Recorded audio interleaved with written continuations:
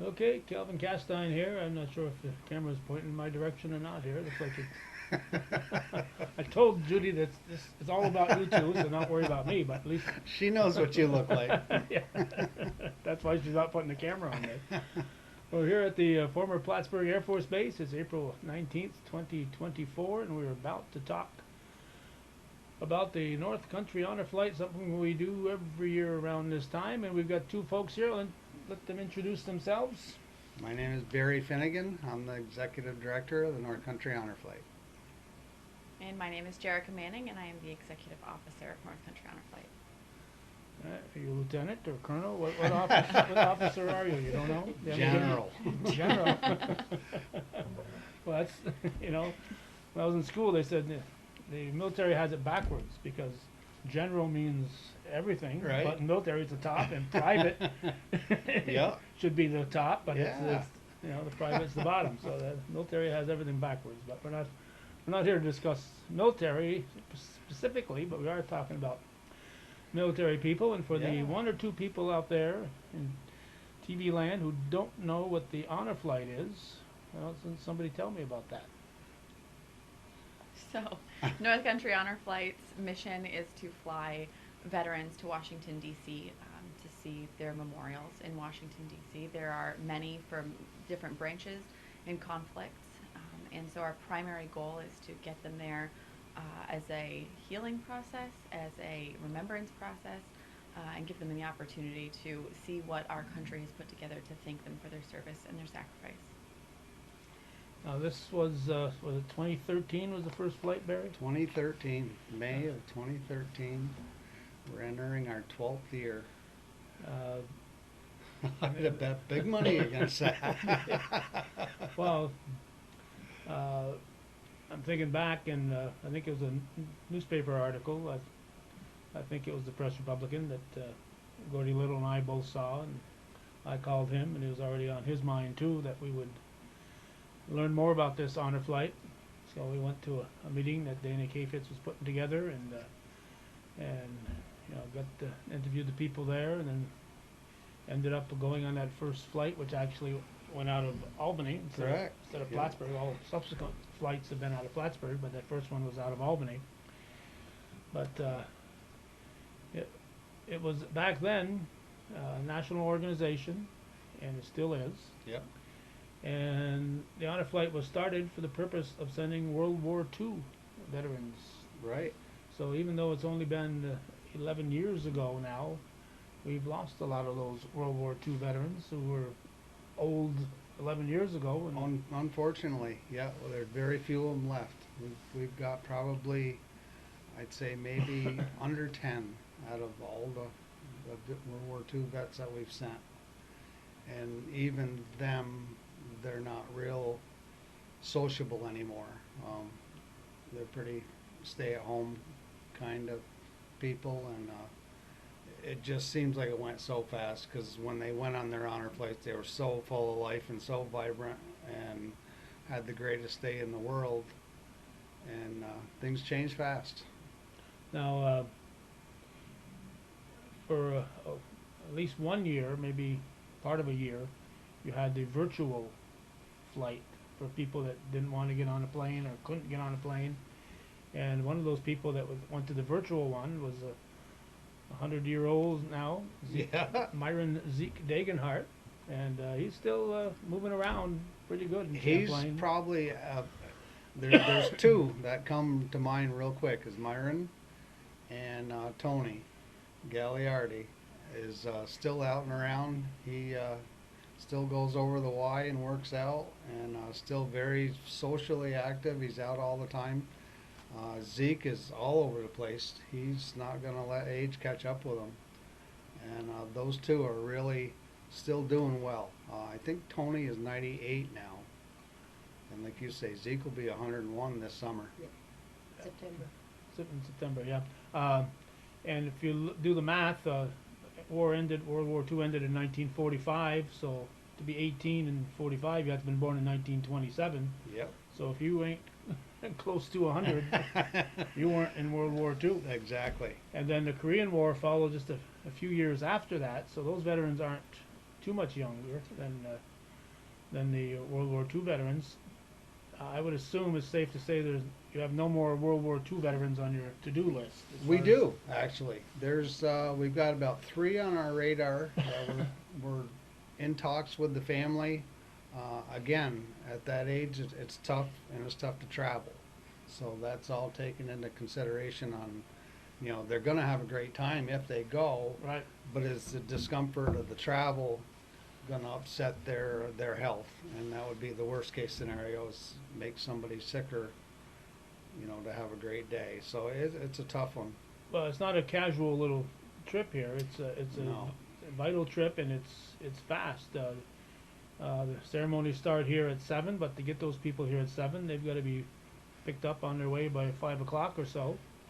And so the day starts early, and once you get on that plane and land in Washington D.C., it's nonstop. You're just rushing from one place to the other, and so it's not for somebody who's really, really fragile, unfortunately.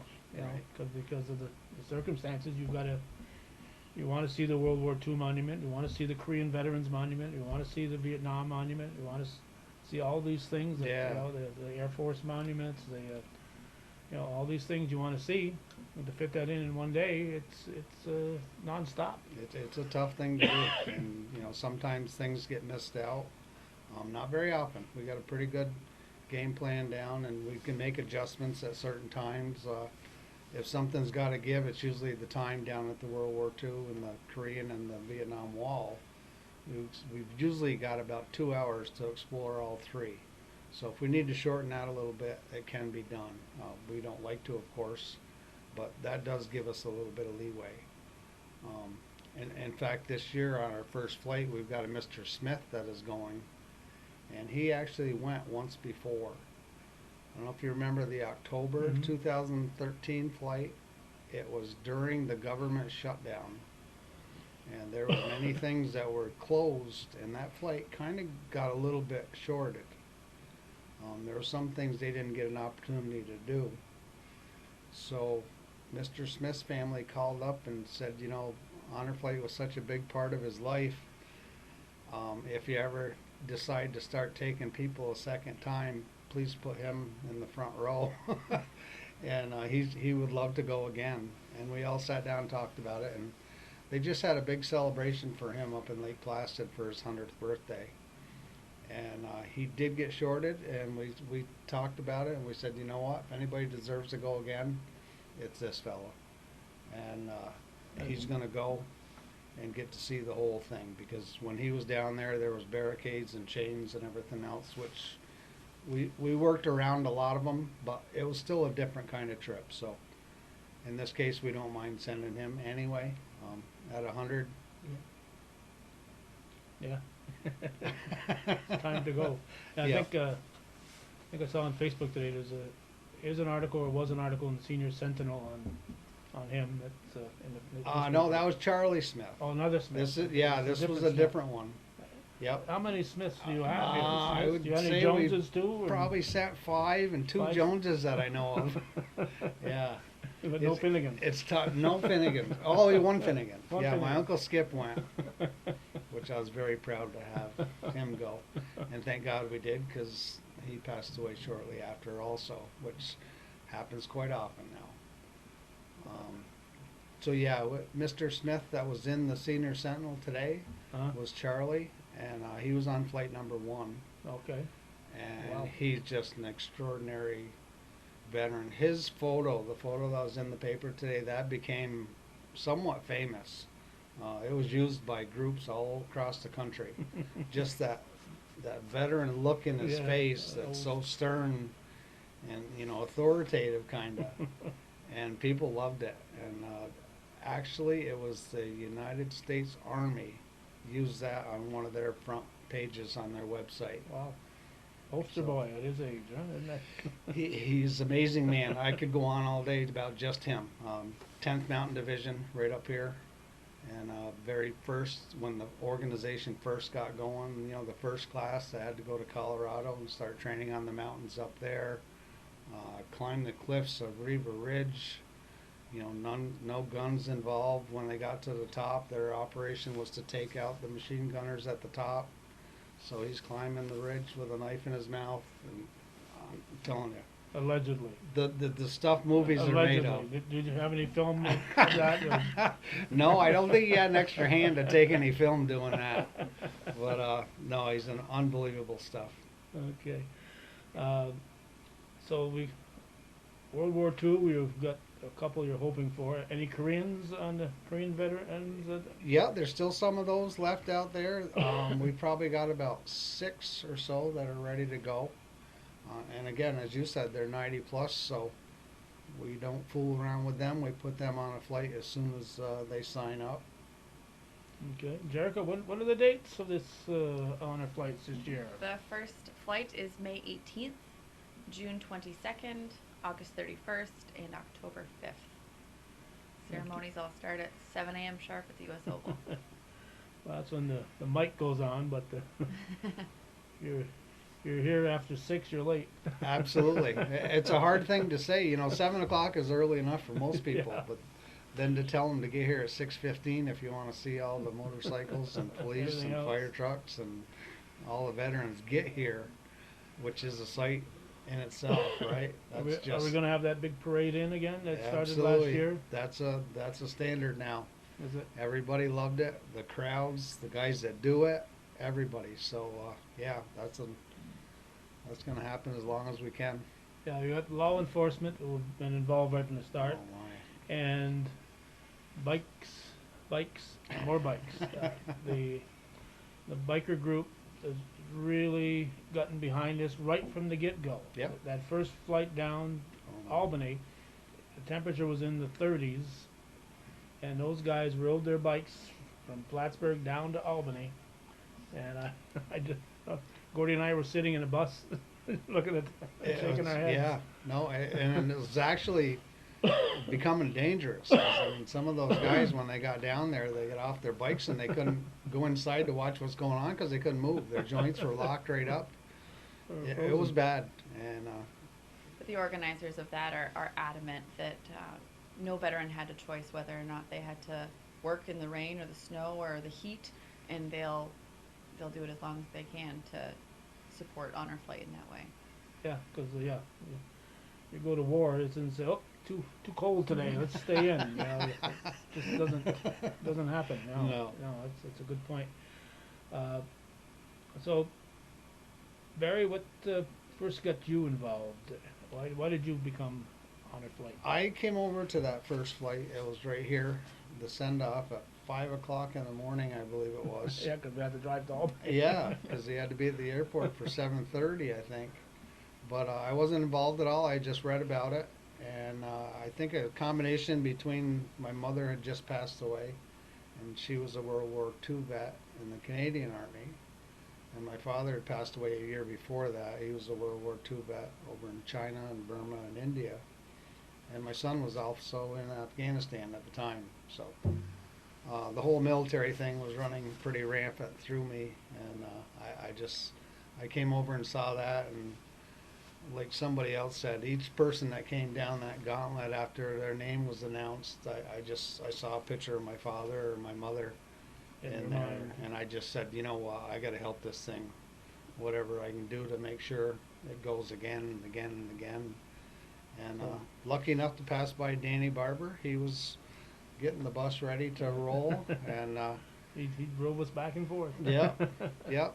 And he said, just come on down to the next meeting. I'll call you and let you know. And things took off from there. Here we are. And Jerica? I came to a ceremony probably right after COVID, so the first ceremony after COVID, and I had heard so much about honor flight and saw it, in your reporting or in the news. 7 o'clock on a Saturday was was early, but man, it was worth every minute. And now I'm here, closer to 6, and just every single part of the organization, I couldn't imagine the effort that it took, and that every ounce of that effort was so worth it for the smiles on those veterans' faces, walking through, having their bios read, and being really honored by people in their community.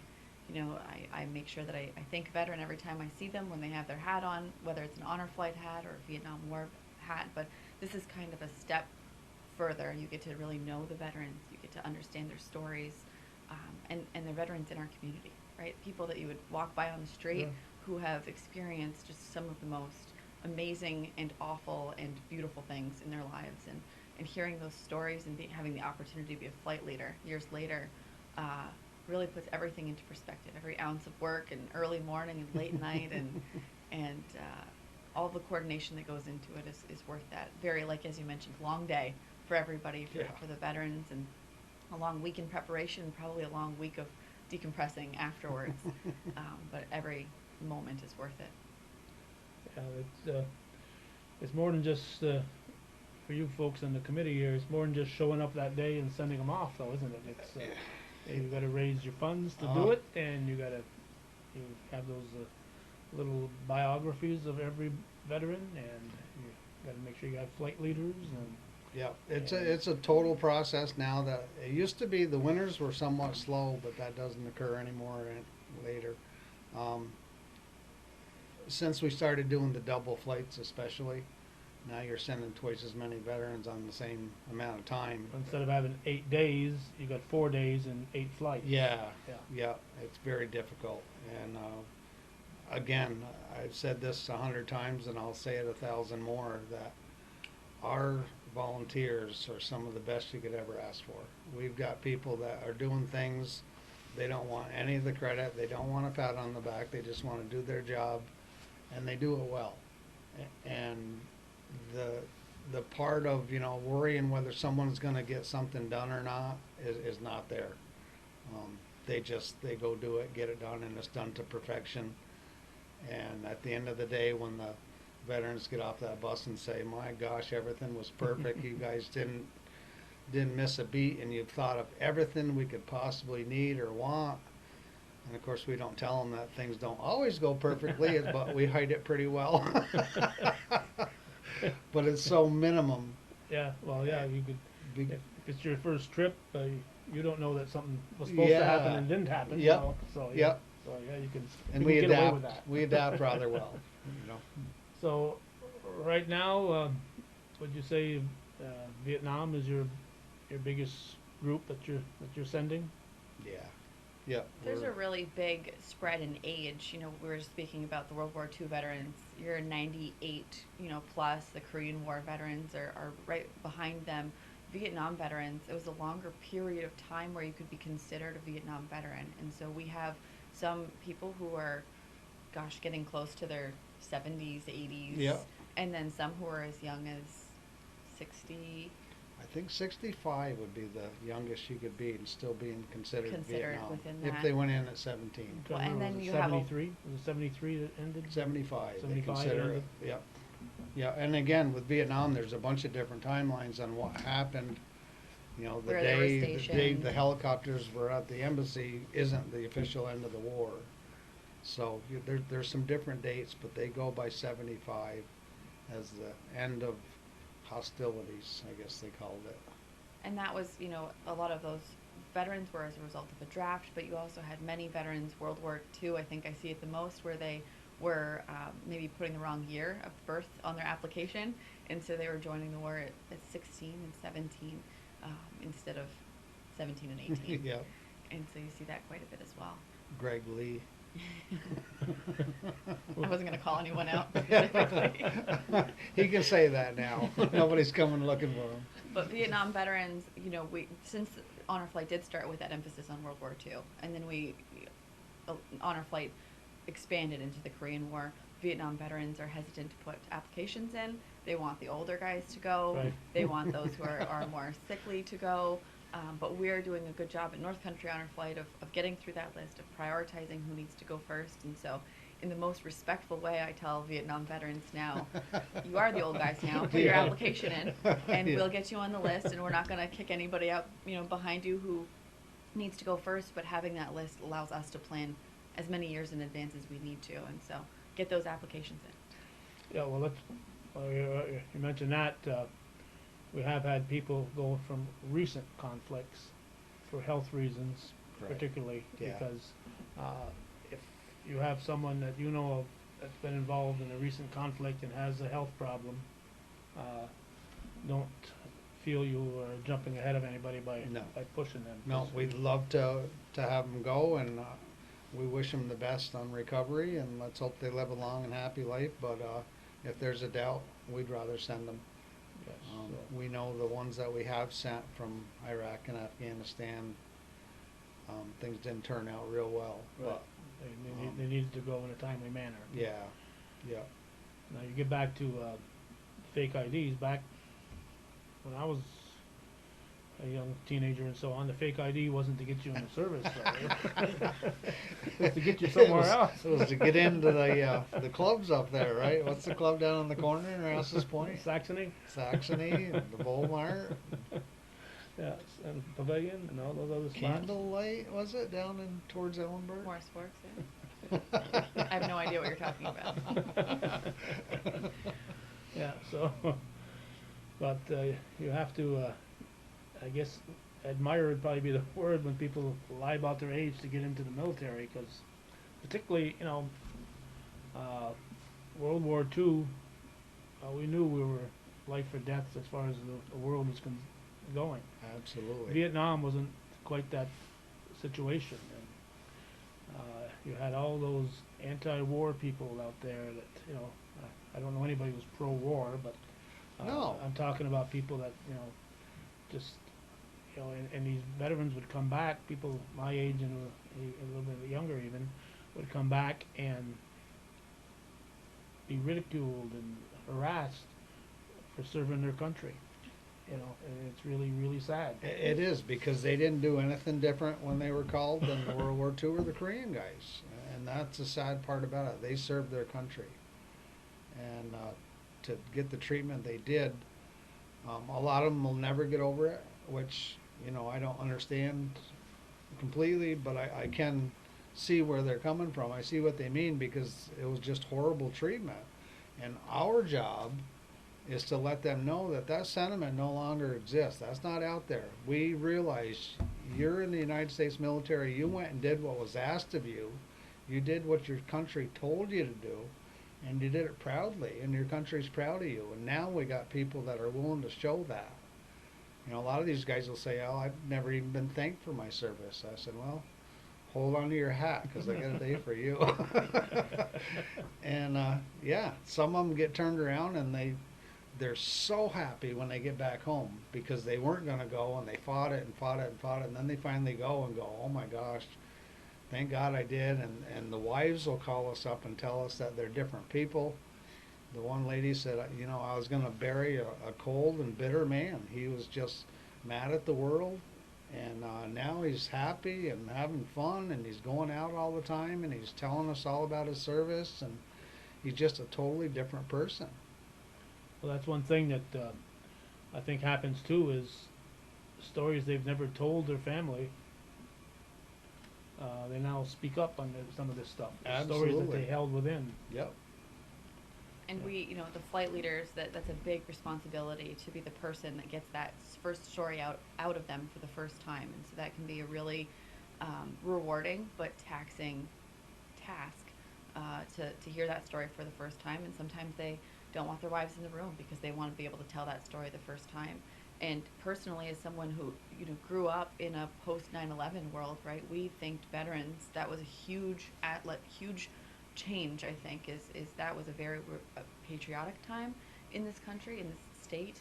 And so I could never really fathom or understand, what do you mean you came home from the war? You made it through a war and you weren't thanked on your return. Yeah. And so those stories are difficult to hear, but make our jobs even more important, to make sure that we do listen to those stories and we do change around that mindset of those Vietnam veterans.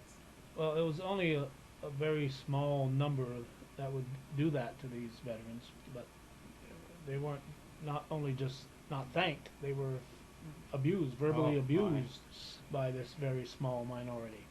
And it's unfortunate. You see lots of protests throughout the years, and it's just a small but vocal minority Yep. that Yep. that feel that their opinion is all that matters, and to be that ignorant, I'm gonna use that word, to, take somebody who's been over there serving their country and to treat them that way is just plain ignorance. It's Yep. not another word that I can come up with. My thesaurus runs out I at ignorant. absolutely agree. They think their opinion is the only one that counts, and they what they say goes. And yeah, it was a minority, but boy, they were loud and they were persistent, and they covered about every airport in the country. Very rarely do you talk to a veteran that flew home that didn't have a group at the airport when they got off.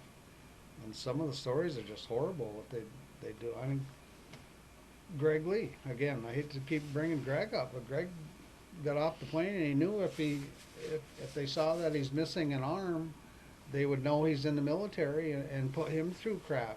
Yeah. So he took some t-shirts and stuffed his coat sleeve full to make it look like he had two arms and breezed through the airport. So, yeah, there's a You man know, other guys come so out severely wounded and then Yeah. afraid of being gave harassed. gave half his body for his country, and to get hassled over that, it just, you know, other guys were coming through and they were talking about stuff they were throwing at him and all that, and you know, I was really upset because they were tossing all kinds of stuff at us, and he said, I didn't know that was just the beginning. He said, when I got outside, they had tomatoes and eggs and everything else. He said, it just kept getting worse and worse and worse. Holy cow. Boy. Now, but you talk about airports. Judy and I were both very pleasantly surprised when we got to that airport in Washington D.C. and the people that, you know, here we have people in our community are here thanking the people in our community, but here these people in Washington D.C. show up for total strangers. Absolute strangers, just to show their thanks for them. And, you It's know, amazing. Flight after flight. I mean, it's not just North Country Honor Flight that's going there. No, There's flights from all around the country that are going there, and these people show up, and you know, it's just amazing. They're actually organized groups where they all get together and they've got lists of people and who's going where and at what time, and they know the whole honor flight schedule from every hub in the country, and they make sure that every flight is covered one way or another. It's an amazing. The whole honor flight network is just. You know, I don't think anybody saw what was going to become when it started, that it would get this big. And in fact, 2 days ago, 2 days ago, we were down in Albany, and a couple of the assemblymen got together, including ours, Mr. Billy Jones, and Assemblyman Brian Marr from the Hudson Valley area got together, and I think they call it proclamation, I'm not sure, but they named April 17th as Honor Flight Day in New York State. Oh, And they also passed a resolution in the Senate, and I know Dan Steck had a part in that. And it was just a moment that they invited all 10 hubs down there for a celebration, and we brought some veterans with us, and I brought Danny and Mary Barber and Harry Treadway. Greg couldn't make it that day. But just a great statement that the state that you live in can make that kind of notice about what's going on with their honor flight hubs. You know, there's 10 of us in the state, so so Hallmark's gonna have to come up with a whole new card here. whole new card set. April 17th. Now you talk about hub. This hub, your little wheel that you've got here for the North Country Honor Flight, is kind of far-reaching. It's not just Clinton County. So, how far away do we draw in? You know, you want some local connection, but it doesn't have to be Clinton County. I mean, obviously, Essex is very much involved. Franklin's very much involved. St. And Lawrence, Vermont. yeah, and Vermont is another big addition because of the closest hub to us to the east is in New Hampshire, and so we try and split Vermont about halfway. We are blessed to be an honor flight hub that people desire sending applications into, and so we try to not prioritize but keep an eye geographically on where it is that we're pulling from, but it's really hard to say no to an application that comes in just a little bit outside of that. And so that's where, you know, the North Country is a big area. If you look at what is considered to be the North Country. And so we try and accommodate as best we can while remaining as realistic as we can with the veterans that we choose. Yeah, they might have been even you might have cases where they lived here during the military years Right. or That's right. Right. prior Home to or is, shortly after, but now they've moved somewhere else, but they Yep. still consider this home, That's so right. you wanna Yep, have them represented. And absolutely. And now we're finding we're waiting for a lot of people to come back from Florida, even just the people that live down there.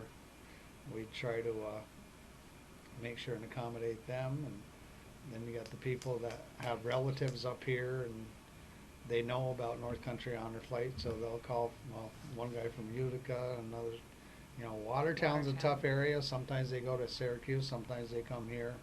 Lake George is another one. They'll go Yeah. to Albany or they'll come here. With the Air Force Base being here, there's still a large group of families that are in this area, whether the person who served, but many people in the Air Force started their career in Plattsburgh and ended their career in Plattsburgh Right. and Yep. made, a Yeah. life here. Right, stay. Families, whether they're here or not, it's still home to them and they still have family members here. I don't want my wife to take this the wrong way, but wasn't fair when that air base was here, because you had all those guys showing up looking for female companionship, Oh, yeah. competing with us local guys. Now, Yeah. Now I lucked out and got a local girl, so but And then you kept her out of the mix after that, that's right? right. Yes, so it was it wasn't quite fair for a while. That there, was, so. the numbers were not with us. Yep. I barely remember that. That closed in '95. That one there I do remember. So yeah, but yeah, so many people say, well, I met my future husband, my future wife at Brody's or whatever. Yeah. That's where the military guys would hang out. And so there's still quite a few of them around here. Jerica, I see you've got a bunch of notes there, and I know you've got to leave in a bit, so I want to make sure we cover what Sure. you want to get covered here. So fire away here. So when I got involved with Honor Flight, there was already such a well-oiled machine working, and I wanted to make sure I could find a place and still remain useful and not get in the way. So I offered to Barry to help with some fundraising ideas that were different, that weren't just always the same run-of-the-mill fundraisers. We live in a small community, and we don't want to, by any means, burden the community by asking for money all of the time, but be able to provide the community an opportunity to be with veterans, to meet veterans, to hear their stories, so that the flight leaders and the Honor Flight volunteers aren't hogging all of those stories to ourselves. And it's nice to be able to see veterans interact with the community and feel comfortable doing so, especially after a flight. Barry says it in every ceremony. Once you leave here, you're part of the Honor Flight family. And I heard that ceremony after ceremony, and I, smiled because that's a heartwarming sentiment, but it really is the truth. After you go on a flight, or you're involved with the flight, or you have a family member with the flight, you are part of the Honor Flight family. And we try and maintain those connections and those lists forever. It doesn't end when they land at 9 o'clock at night on flight day. And so I have a list of events that are coming up. Okay. Well, wait, So- before you do that, Sure, give me those dates again for the flight. absolutely. Friday. May 18th, Yeah. June 22nd, Okay. August 31st, October 5th. All right. The August 31st. All of those is Saturdays are not calling for supposed rain. to happen. We're not supposed to fly in August because of the heat in DC, but But that's Labor Day weekend, so so close enough. yeah. Go ahead. So some upcoming fundraising events that we have for now until the summer. Texas Roadhouse, who has been a really big supporter of Honor Flight and has attended many of our ceremonies and our events, is doing a roundup in Plattsburgh. It's 10% of all sales on April 23rd will go to North Country Honor Flight. There are other various roundup opportunities and percentage of sales opportunities throughout the year, and we make sure that we post all of those on our Facebook. We have had Dunkin' Donuts, other restaurants offer to do roundup. Aubuchon Hardware. Aubuchon Hardware in In Peru is doing one right now for the month of April. So get into those places. They are big supporters We like to help the community that helps us, and so those are perfect events just for that. There'll be a bowling tournament at North Bowl Lanes on April 28th. The Memorial Day Community Car Show in Altona is May 26th, and a portion of that is to benefit North Country Honor Flight. We will have our golf tournament that Harmony Golf Course puts on July 6th in Keysville. You golf? No, not golf, no. I don't even caddy. That's a big tournament, and the people loved it, and it's going to be full probably shortly here.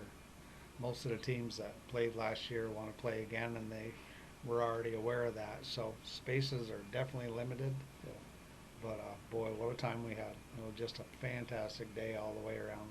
So, something like that, is there a Facebook page, a website? How can people, All of these uh, either are on Facebook or will be on Facebook by the end of the day. The flyers are usually posted as soon as we have them, and then again as we're coming up on those events. so it tells them how to force them in the golf Yes, tournament or whatever you got coming up? Or that's get- right. get a car in Harmony the car Golf show or- Course, absolutely. Yeah, so I'll go to the Facebook page and it'll be the best place. Yep. Yeah. That's North- right. And, it was New North Country, but I think is it still New North Country or It's just just North North Country? Country. Because the original North Country is not there anymore. We got it handed back to us. So you got Yeah. North Country on a flight now, so just. Statute of limitations ran out, so we could claim the name again. Okay. All right. After that, we had Vet Fest. Vet Fest is going to be in Chattagay, New York, and that's going to be a music festival with some vendors for veterans, and there'll be a bike ride associated with that too. Okay, And so that it's is not, on July 20th. it's not veterinarians. No. Okay. Veterans. That's okay, right. Okay. So Veterinarians are Don't- more than welcome to come. don't bring your cat expecting, me. you know, this- I do that whenever I go to Westport. I get off the exit and I take a look, and there's the veterans is over here and the veterinarian is over here. It's like, oh, which one was I heading to? I forgot. Hey Siri, where am I going? Never noticed that. Right across the road from each other. I'm sorry, I missed that. And then throughout the year, there are coin roundups at Sam's Club, several weekends throughout the year, which are very helpful. They accumulate a lot of donations, and they really get us out into the community. And I really think that it's important that people know what it is that we're doing, who we are, how to get involved. That North Country Honor Flight is 100% operated by volunteers. There's no paid staff. All of the donations go directly to bringing veterans to Washington, D.C., and I think that's a really important thing that we need to make sure the community is aware of. Yeah, good. And I think there's a bunch of places where you have those little canisters there that say North Country Honor Flight on them. Yeah. Absolutely. So our collection You're in a jars. store that Oh. does that, feel free to throw Absolutely, please $50 bill do. in there. They're huge. We've talked about, that those are invaluable. The businesses that allow us to have those, there are so many good causes in the North Country. Yeah. And we obviously think that ours is one of the best, and we appreciate when people support us, but the businesses that allow us to have those change jugs, as we call them, even though it seems like a small amount, it's the change. No one wants to carry change on them anymore. You get rid of it, but those little amounts really contribute. Other ways that are small that add up to big numbers are Facebook fundraisers for special occasions and birthdays. We get a whole bunch of those where the goal is, something like $50 or $200. But if you get a couple of those, it really accumulates and builds up to substantial amounts of money. And then donations that people send in memory or in honor of their Mhm. loved ones. Those are small amounts. They mean a lot to the people who are donating them, and they mean a lot to us when we, see those names coming through.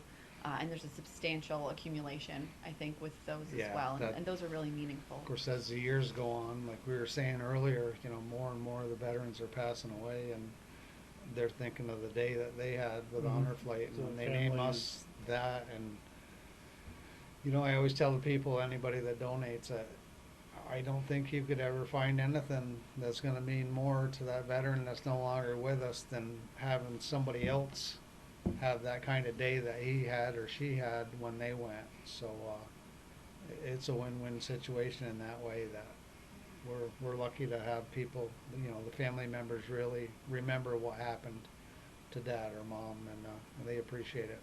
And those coin boxes, they pay for a flight every year. Really? There's 1/8 of our budget gone. Wow. Um, it's amazing how It much adds up. change adds up. It just unreal. A lot of people, I pick up a small port at like 4 or 5 different places, and those other guys, they'll pick up 25 and 30 different spots. I mean, and Greg Lee and Bill, it's a full-time job almost, going from place to place. And just those small ones that I pick up, when I open it up and dump that coins out, you'll see certain bills that are arranged a certain way. There's one that if I pick it up every 2 weeks, and there's 14 two $1 bills together rolled up and put in there. Somebody is going into that store and putting in $2 every single day. Wow. That's dedication. Yeah. Yeah, and but like you say, there's $2 here, $2 there, and it Oh. adds up. Pays and for a flight, that's a That's huge amazing. contribution. Yeah. And of course, flights aren't very expensive though, are they? Yeah, since COVID, it's been horrible. It just keeps Well, getting we worse lost and worse. And our DC carrier out of our local airport. We used Yeah. to have we were in heaven when that was happening. You know, we could fly commercial, and we were a little bit at their mercy, but it always worked out. We never had any major issues. Um, they took good care of us, as good as they could, and the price was, we'll never see that again. You know, we were paying less than $8,000 for some of those flights for 35 people to go, and we're a long ways from that. Right now, just the plane, to have the plane there is 25,000. Per plane. Just an aircraft that's per one plane. plane. So you got 2 planes. 2 planes on that day, On May 18th, you're Yeah. gonna have to come up with $50,000 $50,000. to send those veterans there. Yep. Yep. We figured it out, and we tried to add up everything that was involved and everything we do for the veterans. And the total thing comes to $34,700 per plane. And So- the jackets and the other things. Yeah. that you- So let's say it's 35,000. We're spending $70,000 per day, and that's 4 times this year. We're not comfortable. We're we're always going to You make can't- it, you know, and we've never put a word out saying, you know, Honor Flight's going to fail because of budget. But we're not comfortable. Well, no, we I can't mean, be. ideally, you want to have some kind of backup. Right now, if everything stopped, we might get through this year, and that's about it. Not a good place to be. You want to have, you know, Yeah. we've got fundraisers that happen all year long by different people, and you know, some of them are $10, $15, $20,000 fundraising. Niscoba golf tournament. You know, something goes south where they choose to do that for somebody else, or don't do as well. That's a huge impact, and I just don't want to have us in the place where we're back in the mall selling brownies to try to pay for a plane. You know, I'd rather not get there. Now, the veterans fly free. Right. Now, they all have to have a guardian, and you've got your flight leaders. Yeah. So the Honor Flight is paying for the whole shot, right? Right. So Yep. The guardians and The so on. Guardians, they paid $400 when applicable. It's not a set price. There's certain situations where a guardian might not be able to go because of the finances, and we never want that to happen, especially when it's a veteran's son or daughter. So we don't hold them to it, and we've had some other people donate money and say, just in case somebody can't afford their guardian fee, please use this. So we're comfortable with that. We just work a little harder to make up the difference. Yeah, yeah. So it's $400 per guardian, which is usually 14 on a flight. That comes back to us, but it's my concern is every year, you know, you do the chart, see what you started, see what happened through the year, see where you ended up, and where we ended up is a steady declining arrow every year. So this January was worse than last January and the one before that, and so every year there's a little bit less left over.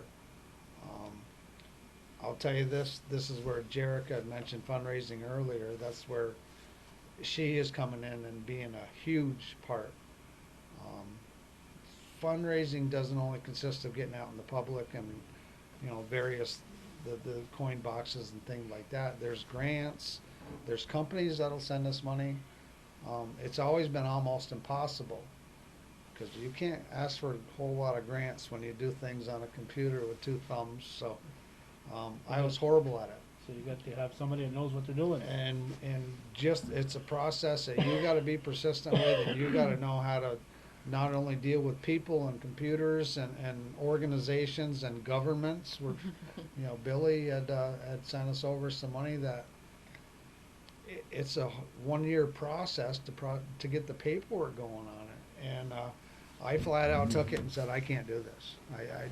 It was not gonna happen. We were throwing money out the window because I wasn't capable of doing Right. that.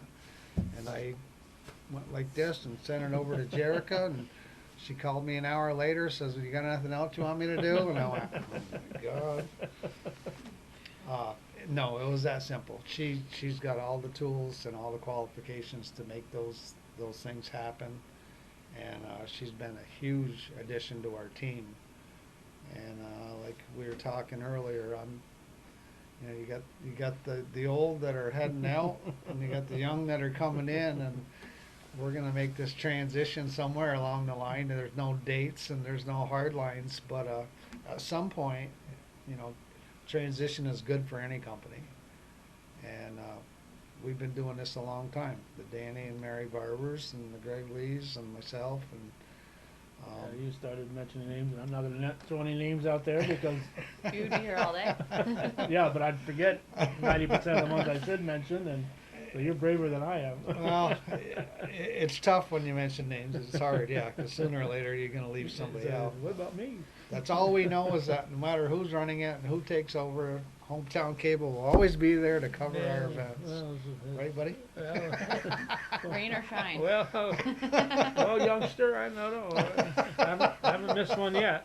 You know, I'm still amazed. I can't figure out how you do it, because I know I got my traffic pattern to get over to the airport, and somehow every corner I turn, you're on it. It's like, no way. yeah.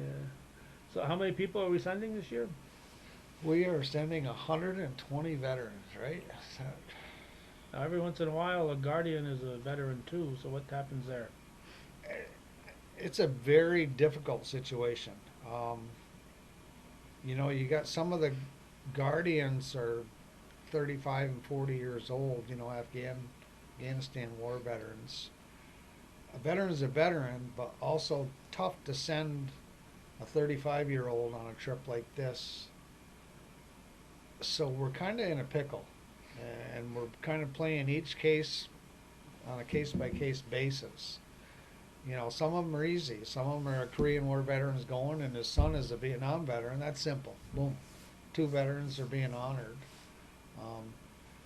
The bad part is down the road, you know, that 35-year-old is going as a guardian, but also if we honor him as a veteran, okay, now he's done. So We in don't wanna 30 years, shortchange when it's them. his turn, he won't be able to go, right? Yeah. We don't want to shortchange a veteran who is a guardian, and we want to make sure that the veteran that's going, the World War II or Korean War, Vietnam War vet, is being honored and being supported by a guardian.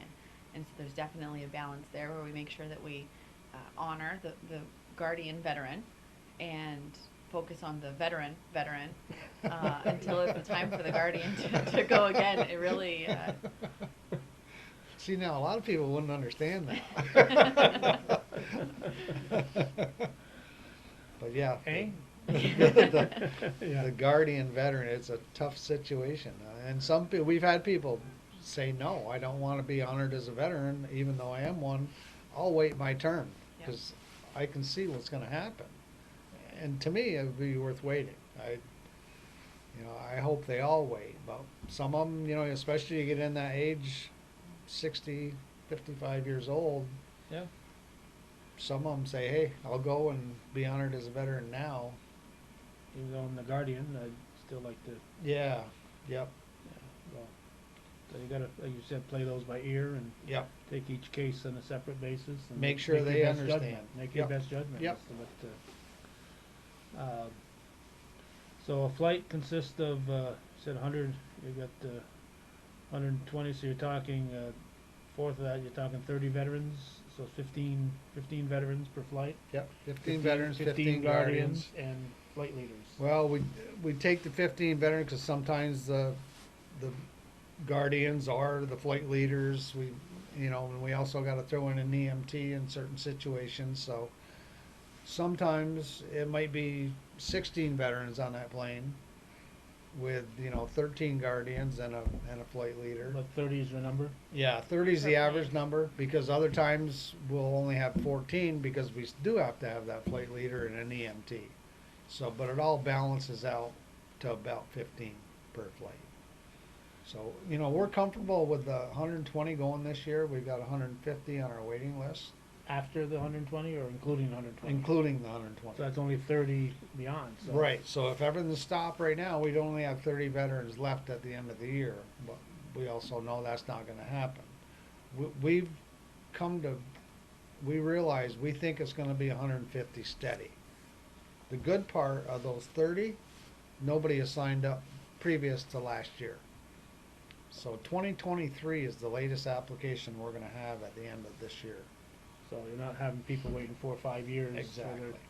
And at one point we were, right, because Oh there my was, gosh, we just, between COVID and then Yeah. fighting to get 2 flights off instead of 4 And you Yeah. gotta pick and choose then. You gotta say, well, Barry, you're more important than Jerica is, so you gotta wait till next year, Jerica. Sorry about that. So who makes those monumental decisions here, anyway? It's mainly Janet Dupree. Okay. Janet calls every single veteran on that list and talks to them, finds out the situation, and they think they're having a pleasant conversation, and she's gathering information like you would not Sneaky. believe. Sneaky, huh? Not really sneaky, just Sneaky. it's just she knows by the end of that talk that, okay, this guy's not doing well. I can tell by the way he's wording things that, his Okay. having treatments once a week. Hold that thought, 'cause I know Jerica said she has to definitely leave at a certain time here. Is there anything on there that I you think didn't that I've cover? gotten through all of it, or think that we together have gotten through all of it. He's So good wanna at make sure- questions, isn't he? I wanna make sure you, You're great at leading this conversation, you're is. ticking things up. Yeah, no, I think he's I done got it my- before. My supervision here, I'm just reading off your sheet. So go ahead, okay, Janet is. So Janet calls and talks to every Everyone. one of those. Everyone. And, so she's got a real good idea on who needs to go immediately, who needs to go. And then you got the people that are, 65 years old who can wait and they're totally healthy. Well, I used to Being think. healthy is not a good thing on when you want to go on another flight. That's about the only thing it's bad for. But again, they're not going to wait more than a year anyway. So we're in a comfortable place compared to where we were, especially. We're taking guys this year that were on there since 2017 Wow. because they're young and healthy. They were 64 when they put their applications in, and now they're 69, 70 years old. Well, getting that time. And that being said, you don't want a flight that is only people who there's a good balance, right? A good balance of some people who are older and healthier and older and we need to make sure that they go. We like having that balance, and so that's why we like having applications come in of people who are healthy. Don't wait until you are not to send in an application. Yeah.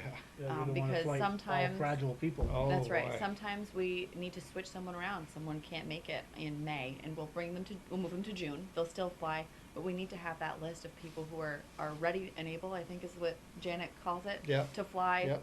with a week's notice or a month's notice. Or in sometimes a case- day's notice, I or think some- you had. We had one with a day, yeah, that morning. Because every one of those seats on those flights count. We need to fill them. We need to fill them Yeah. with veterans, and we need to have veterans, ready and willing. And so, having those applications, that list of applications, especially since we've gotten through the backdated ones, is really important. Okay, yeah, so, the 18th day of May, 22nd June, August 31st. Does nobody go in July and August? No, it's a national mandate actually that nobody Because flies in because July of and the hot, August. humid weather and. Yeah, And they don't go in the winter time, nobody goes in the winter time either, or is it? groups that there's go in- some hubs that stretch it into, they'll go into November. I think there's even some that go in December, but, you know, you're taking a risk. In Washington, it can be, it's like up here, and you just don't know what you're gonna Well, get. Even here, we get some cold mornings. that, Yeah, yep. You don't, No, you just don't know. You gotta, some things there's no preparation for. Everybody keeps wanting to have the, you know, place to go inside when it rains up here. Well, we've outgrown that. I mean, it was great yeah. in the You beginning have a to go building, into but the gym. with the double flights, you just can't do that. It's impossible. No, and there's no, you know, they talk about moving it to Clinton Community College or Plattsburgh State. Well, they're not just sitting there waiting for Honor Flight to come fill their stadium. Right. It's not an easy thing, and we've just decided that we're going to take our chances, and we've been very fortunate with the weather. Last year was the first time we ever had it rain that bad. Boy, it was bad. But But, that was my flight, and it was beautiful in DC. So There you go. we took a little bit of rain in Plattsburgh and had a beautiful sunny day in DC. And that's usually the case, you know, it's not raining both ends totally, and we found part Yeah. of the fix for rain down in DC, we make sure and bring all those raincoats with us, that way we don't need them. That's right. If we bring them, we don't need Bring them. right. And yeah, we've spoken to veterans from that June flight, and then was it the October flight where there was a little bit of rain? Yep. They don't remember that. No. You know, it was a beautiful day in DC, and that's what they remember. We hosted some movie nights this year. We worked with Cumberland 12 for a fundraiser, but it ended up turning from a fundraiser to just catching up with veterans again, you know, in the middle of the winter, which they don't really have that opportunity to do. Who needs a movie? And- Let's just stop. That's- And, We could do that, and they'd be just as happy. Absolutely. That camaraderie, right, that they build with one another, it's just instantaneous, and it comes back right away. And I can guarantee you none of them were bothered by that little bit of rain here because they had a beautiful day in DC. But We noticed there was maybe, I hate to put a number on it, but maybe a 20% decline in attendance as far as people out there. About the same with the motorcycles, which, you know, is a tough thing to do. I mean, let's go get on my bike at 3:30 in the morning. It's pouring out. It's only Yeah. 42 degrees. yeah. A lot of people, you know, safety wise, you probably don't want them on a motorcycle riding in a big group. So, not Yeah. a bad thing. No. But no, that's pretty minor compared to some places that, you know, if it rains, hardly anybody shows up or stuff like that. So, we've got some dedicated people that they're gonna come regardless. Now you've got your flight leaders. You've got 8 flights. You've got usually it's a 1 or 2 people.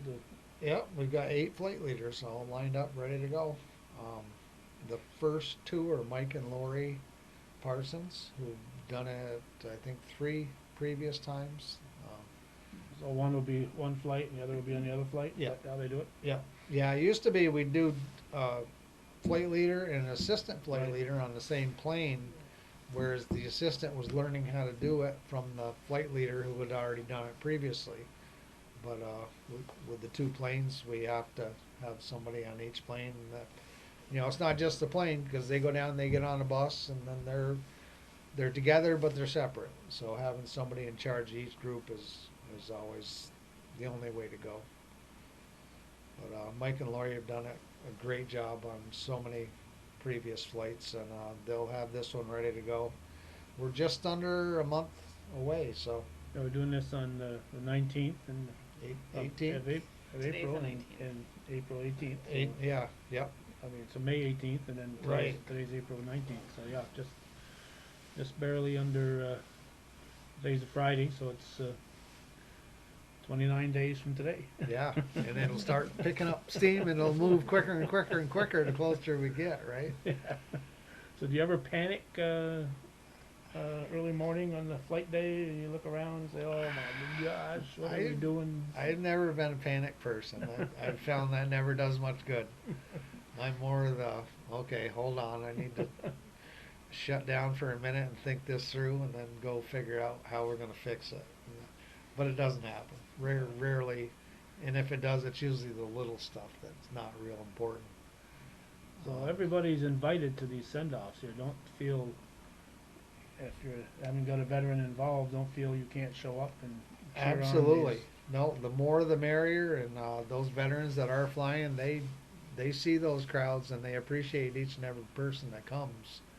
And it's early, but like Jerica said, that's what got her involved with Honor Flight to begin with. Thank God. You know, you just where can you go where it's not going to cost you a nickel? You're gonna have fun. You're probably gonna cry, and you're gonna feel good about not only the veterans up here in the North Country, but a little bit better about your country, because there's no downside to this at all. There's no politics involved. There's no problems in it at all. It's all good. Everything about this whole program is nothing but good. So you're gonna walk away. You're gonna be involved in an atmosphere that you can just feel it. There's something goes through the air, and you're gonna be walking feeling good that you went to this thing and helped support it. And that's all you gotta do is show up. And you got to hear Tom Hollick, you know. Tom Hollick, we're gonna miss him. He's not coming on the first flight. The first time ever. Oh, really? He's not gonna be here Yep, to have he, the mic? he had a commitment. I think he's going to be overseas somewhere. Oh, wow. So this is the first one he's ever So going who's to gonna replace? miss. Who's gonna? Michael Cashman Okay. is going to step in, and Michael's so familiar with us. He's been a flight leader, and yeah, he knows the program. So So he'll be doing his Tom Hollick imitation? yep. We'll And- get by this one time without Tom, but And then you got boy, those little singers from Morrisonville School. as always, oh my gosh, that's the crying part we were talking about. Not too And- many people. And if don't- time allows, once in a while, Larry Eber might sing a tune. Larry will be That- singing on the first flight especially, and That, we'll, More than just a name, you know. Yeah. It's just oh, it gets you every time. every time. You know, there's tempting to try to come up with some kind of entertainment program and move things around and have different singers and do different songs and maybe call a different school, but You don't It fix, works so you well. ain't gotta. This ain't broke. Don't fix it. well, and you know, these 30 veterans that are going on that day, they've never seen any of Yeah, this. and then they're gonna say, "How come I didn't get Larry Eber?" Or, Right, You know, how come I right. didn't get those Morrisonville kids Yep. to sing? And And then the veterans who have seen it are happy to see it again. sure. Right now, they're in the audience. They're watching other veterans get to have, you know, the day of their life, the trip of their lifetime, and they get to watch it again from a different perspective. And they ask for Larry and the Morrisonville, you know, elementary again and again. Yeah.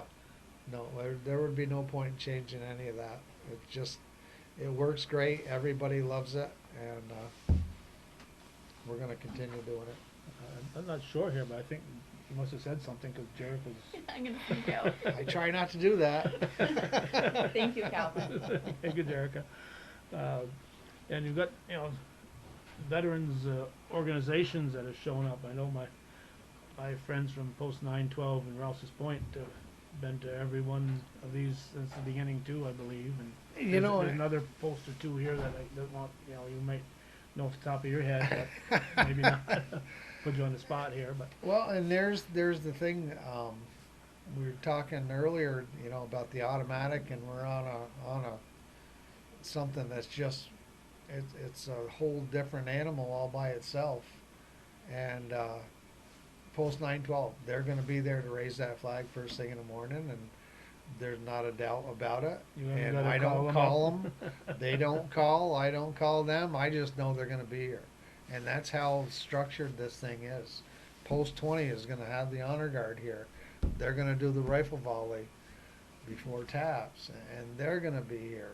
And it's just certain groups. I mean, the Knights of Columbus, the Border Patrol, you know, the state police, the city police, the sheriff's departments on both counties, and everybody. They're contacted because they've got specific places they need to go. But outside of that, they'd be here anyway. So yeah, we're on a kind of on automatic overdrive right now. well, that helps when you haven't got to do every little nitpicking thing every honor flag. 'Cause there's so much to happen. It is. There's a lot of people to contact, and you know, you try to keep it focused on the veterans themselves, and those are the ones that we want to be taken care of. And you know, if somebody can't make it, they always call. There's certain things that do happen sometimes, but usually there's a backup, so it's not a big deal.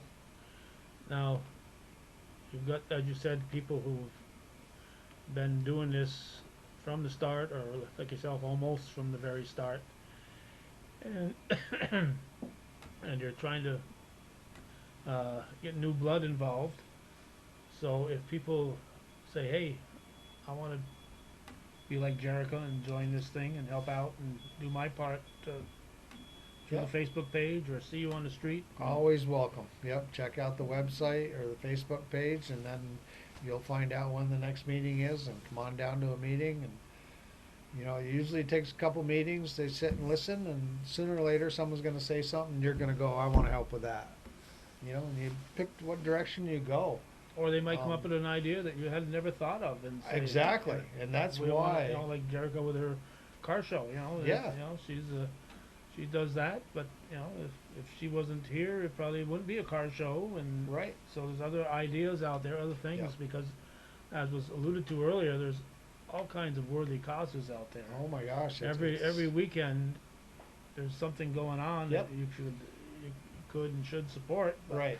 there's only so many dollars you've got in your pocket, so you've gotta, you know, Yep. you've gotta use it wisely, but It- so, You try not to, like I was saying earlier, you try not to say, you know, well, we're not really doing well, and you know, make people try to feel like you need to donate to keep us out of, you know, going bankrupt.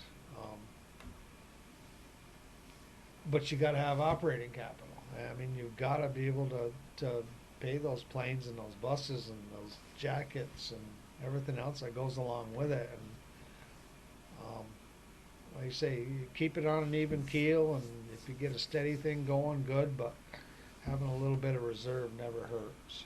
and the nice thing about volunteering for the North Country Honor Flight is, as soon as you step up to volunteer, you get paid the same amount as the executive director gets. Absolutely. And Yep. You're right up there, right at the same. you know, Right at so the top. Yeah. Yep. Yep. And you know, we don't press that, and I've had people actually kind of tell me that you need to let people know this, because a lot of people don't. They think it's, you know, a structured nonprofit like a lot of people are with salaries, and you know, some of them have all kinds of amenities that go with Right. it. And no, this is an all volunteer organization that nobody gets a nickel. And you know, we've got things that are around here, and then, yeah, you want a shirt? Yeah, it's $20. That's, they don't even get free anything. We don't have anything free to give away. Maybe a bottle of water if you spend all day at a parade. But no, and they don't want it free. They want to pay for it. Yeah, and well, you got bus, you're in parades, you gotta put gas in those buses, so Yep. that's part of their fundraising too, is to pay the little expenses you wouldn't normally think of, Well, that are there. and that's been up for debate before. You know, we're not in the business to put people in parades. Well, you know, we're kind of getting out into the community, Getting your name and out there, let people know. We passed many veterans on the side of the road and went, "Hey, wait a minute, you know, how Yeah. can I get on Honor Flight?" You Yeah. know, give them a business Yeah. card. Next thing you know, they're calling me, signing up. Yeah, So the price of a few gallons of gas, although it just jumped up another 20 cents in the last week. But, you know, for the price of a few gallons of gas, you can get your name out there Yeah. and let people know. And the veterans who are riding there are feeling good too, because they're they love it. Yeah. They love to any events that we can get them to. And of course, the whole bus story is a long and historic thing that, you know, how that came about, and it's kind of got its own character. It's people ask for the bus like it's Elvis, you know. Yeah. So yeah, that's been beneficial, and we've had it at a few places where that's all it does is show up and park, and the next thing you know, it's somebody sending you a check for $200-300 because they had the excitement of having that bus present. Yeah. So Well, yeah, wow. that'll cover a lot of gas in the parades. It washes out. So, every veteran that's going on these has been interviewed, and Janet, that morning, is it still gonna be Janet reading Yep. the bios? Yep. Uh, Nobody could do it better. There's just not. she puts her whole heart into it. Oh my gosh, the heart and the research just to write those. Yeah, I know, it's an immense amount of Yeah, work. yeah, because the worst thing, you know, what is it in show business? Just as long as they spell my name right. You know, there's a lot of pressure too to get it right. Yeah, yeah, you don't And, wanna say something about somebody and say, no, Yeah. that wasn't the way it was. And we're going, you know, when this whole double flight thing first started, I'm worried. I'm saying, oh boy, we're going to sit up there and read sometimes 30 biographies in a row. It's gonna, the crowd, how long are they going to hang in there? Well, Janet does it in such a way that there's some serious facts. There's that fact that might bring a tear to your eye, and then there's that fact that you're going to laugh. Yeah, And it's just a combination of an entire program that nobody else could do that. yeah, and she of course lost a brother-in-law, I believe it was, in Vietnam, and, you know, so, yeah, this whole thing is personal to her. Oh, it means a lot. Always has. Yeah. No, I remember when going back to when we were inside, there was one that she missed. That was it from the whole time when she was assemblywoman, and that's because the budget was being done on a Friday night, and they were finished at like 6 o'clock Saturday morning, so she couldn't get back up the Northway in time.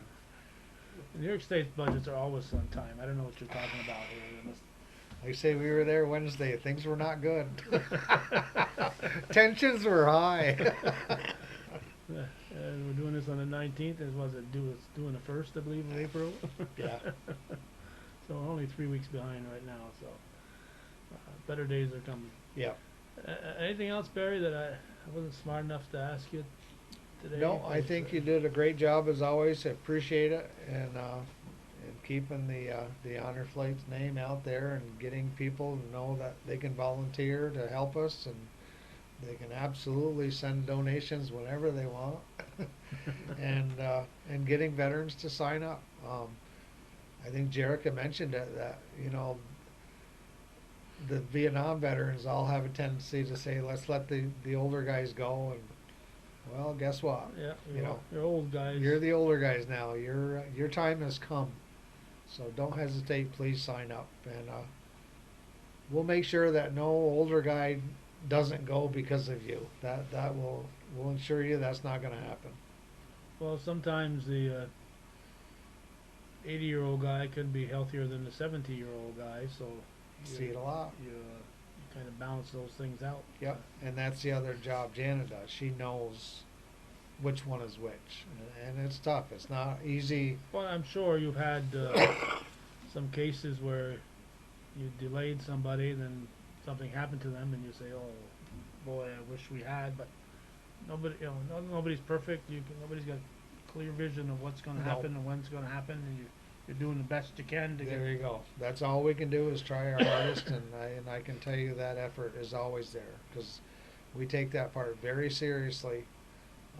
Janet will tell you we've worked together on it, but I can tell you Janet does 99% of the bull work, and she does a great job at it. And then we go over things in case, you know, I've heard from them, or if I talked to them earlier when they signed up, or things like that. But yeah, it's tough, and we take that very seriously and try not to mess that up, because you don't get a second chance. No. So, May 18th, June 22nd, August 31st, October 5th. These are all Saturdays. The people start arriving here 6 o'clock or earlier. The microphones go on at 7, and about an hour length in the program. Just about, yep. Yeah, and the veterans are boarded on the buses and brought to the airport and flown down to Washington, D.C. Is there things that you have to, since North Country Honor Flight is part of Honor Flight, is there things you have to, reports you have to make to the corporate headquarters, we'll Yep, call it? Yep, they always want all the information. Everything's set up. We got another volunteer, Gina Bond, has just joined us a couple years ago, and she's taking care of everything. Remember George King? Yeah. Oh, yeah. George is No. now down in San Antonio, taking it easy and enjoying life, I hope. But he was our connection between National Honor Flight and us. And Gina took over that role, and she also does Arlington Cemetery and the food trucks or the food places that we have lunch and dinner, and she's doing a fantastic job. She's had this flight lined up for 2 months now, you know. So everything's in place and everything's ready, and you know, Arlington is very fickle on their timing, and getting the right schedule is important, and she's on top of that and doing a great job. All right, so I'm gonna write down a thing here, cause I don't wanna ask you this question and then have you say you don't know the answer. So we're gonna write this down here, and if he can't answer it, I'm in trouble, you'll never know what the question was. Yes, I do. All right, so Yes. my question is, Barry Finnegan, you mentioned the first flight leaders. Do you know the next 3 flight I leader do. teams I do. coming up? Our next one is gonna be Fred Woodward, who was one of our veterans that went, a Vietnam veteran. And he ended up, when he came back home, he immediately recruited about 5 or 6 other veterans right off, and You guys gotta go. including Mr. Gitto, who was I don't want to quote his age because I'm not sure, but he was a World War II veteran Oh, wow. who had the day of his life. So, yeah, Fred was fully involved, and he had mentioned he wanted to be a flight leader, and we said, let's do it. Okay.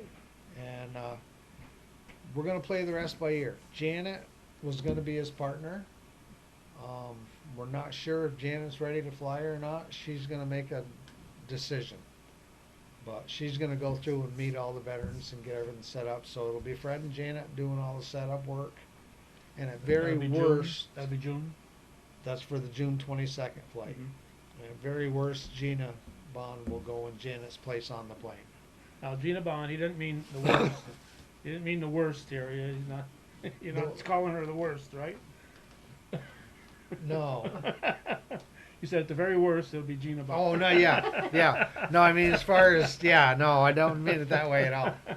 I said if Janet doesn't You've got Gina Bond end as a up wanting backup. to go, Gina will Willing, be ready able, to and go. capable. Absolutely. Right. And then October 31st, we are going to have, That's August 31st, not Halloween. did I say October? August 31st. Where's your numbers? Yeah, I got a few running through my head, so give me a So- break. So August 31st, yeah, is going to be Sue and Vern Bruno. Okay. They came on board a couple of years ago also. They've always been riding motorcycles with all the escorts, and especially over Vermont. And Sue's uncles were the 4 brothers that went Okay. 2 years ago now. Is that I long think, ago? I don't yeah, know. It's, yeah. But of course that caught her attention, and Mhm. they've always been involved and done various things, but they saw what it takes to be a flight leader and took the plunge, and I think they're going to have a great time. They're going to be great flight leaders too. So Sue and Vern are going to do the August one, and that leaves us with October, which is Phoenix and Gina Bond. Okay.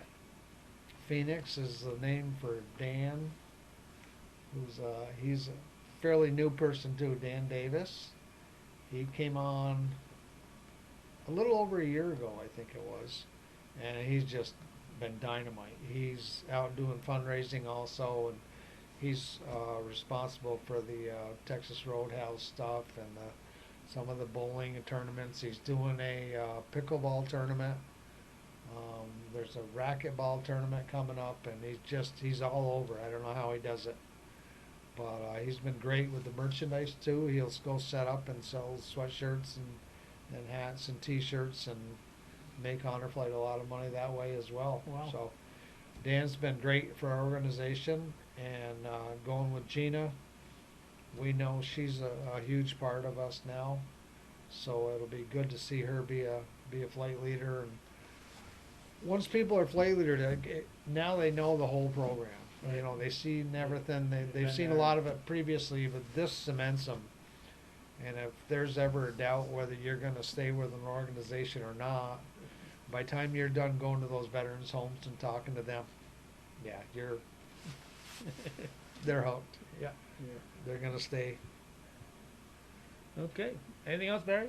I don't think so. Great job as always, Calvin. Appreciate you with the great questions and leading me in the right direction and keep me out of trouble. Well, worst case scenario, we'll be back with Barry again next year. And we hope to see you on the 18th of May. I get my age. I don't promise to be anywhere, but I'll, good Lord willing, There I'll you be go. there. Yep. And I want to thank Judy for running that camera. This is usually her nap time, so Thank you, Judy. Appreciate it. Does very well at it, as we all know. and we'll call it a day. Thank you, Barry. Okay. Thank you.